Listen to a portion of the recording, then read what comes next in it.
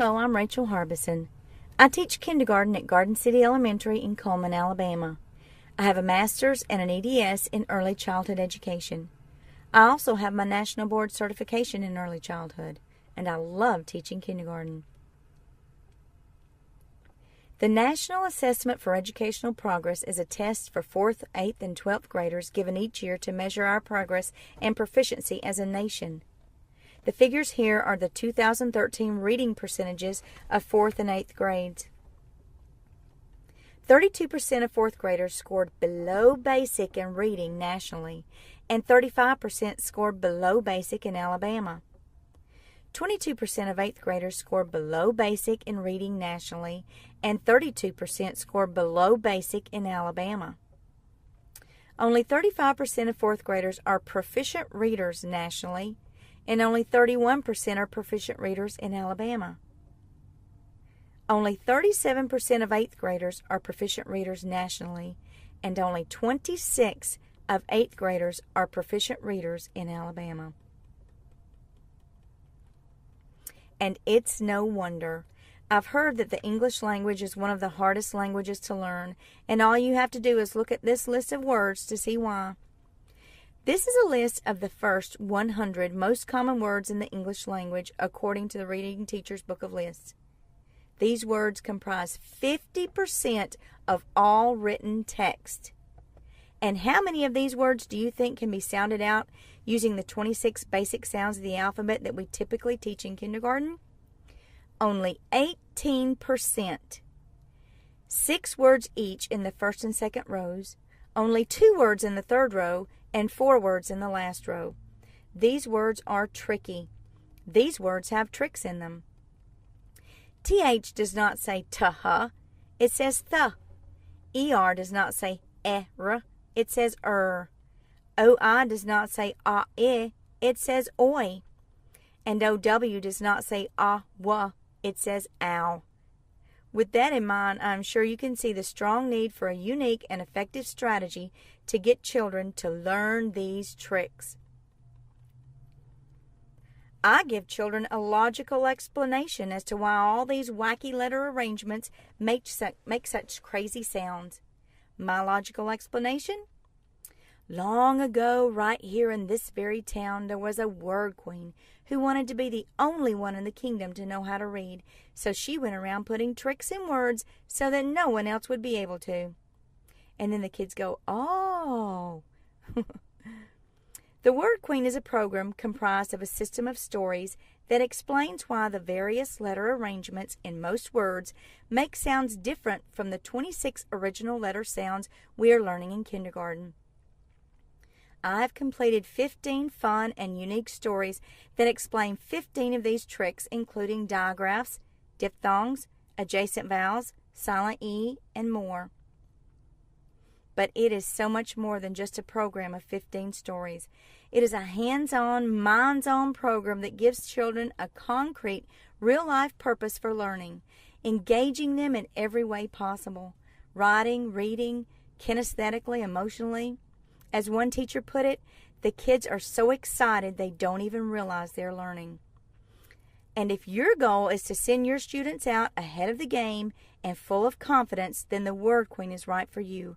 Listen to the next 3 slides and see what the Word Queen has done for these 3 children. These are 3 first-year kindergartners in my 2013-14 class. Our school qualifies as a Title I school, and these children had no pre-K. They knew about 5 letters of the alphabet between them, 0 sounds, and 0 sight words. The 2 children reading Henry and Mudge had never seen their books before this day. I gave them the books, asked them to practice it, and afterwards I listened to them read, and then we took the videos. The 3rd child is reading her take-home book. Eyes, and his warm nose, and his big paws. Annie wished she had a dog, but her father was at work every day. No one would be home to take care of a dog. Henry felt sorry for Annie. He remembered how fun it was to get a new pet.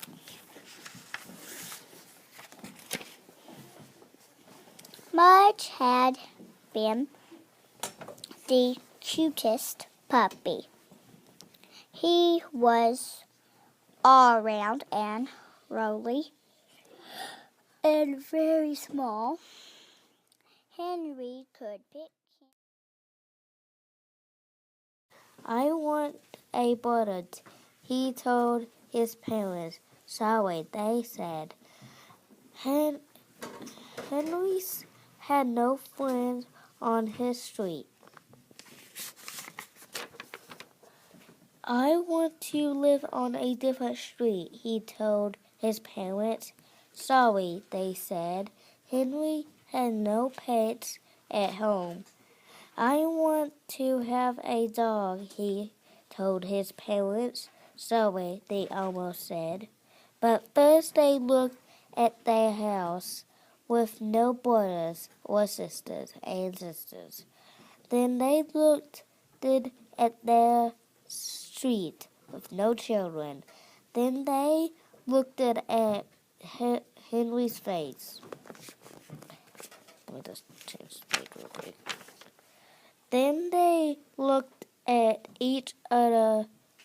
Okay, they said, I want to hug you, Henry told his parents. And So Josh, he always does that. Josh said he knows he's my dog. I'm going to get a dog, Max said. My new dad will get me one. My dog will be better than Lucky. Sally looked up from her book. No, Max, she called down. Dogs make Emma sneeze. They won't get you one. That's not true, Max shouted. I will so get a dog. He ran home. Dad was starting to cook. Time to eat, Max, he said. Max sat across from Emma. I want a dog, he. Excluding one very young child recommended for retention and one child with special needs, each child in my classroom who experienced the Word Queen exited kindergarten reading successfully. Half the class was in the first grade range and the other half was in the second grade range up to 2.6, that is second grade, 6th month. I'm convinced that when you introduce the Word Queen to your children, then your kids could read as good or better than mine. Finally, I would like for you to pause this slide and list 5 of the most magnificent things you can think of about this house. I totally agree with you. The beauty of the rockwork is gorgeous. The landscape is pristine. The splendor of all the gables and steep roof slope is magnificent.